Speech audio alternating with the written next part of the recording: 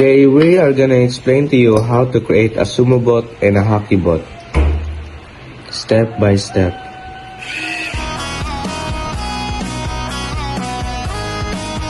Step 1. Set up the power. Connect your batteries in series to the boost converter. Add a switch on the positive line and adjust the converter with a screwdriver while monitoring with a multimeter until you hit 12 volts. Step 2. Wire the motor driver. Attach the boost converter's positive output to the 12 volts terminal and the negative output to GND on the driver.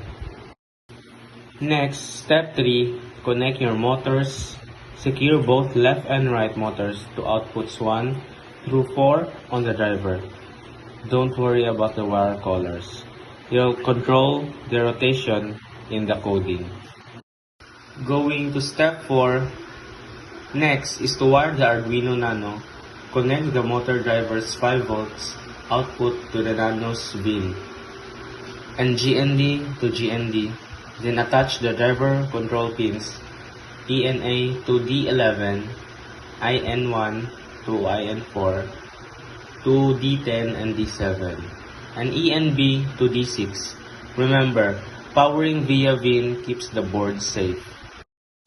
Now step 5, add the IR sensor. Connect its out to D5 and then VCC to 5 volts and ground to ground. Now after IR sensor, let's go to ultrasonic sensor. Step 6. Hook up the ultrasonic sensor for distance sensing.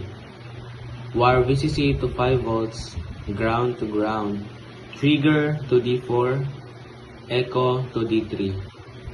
You can merge its VCC and GND lines with other modules. Going to step 7, we're gonna add the Bluetooth module.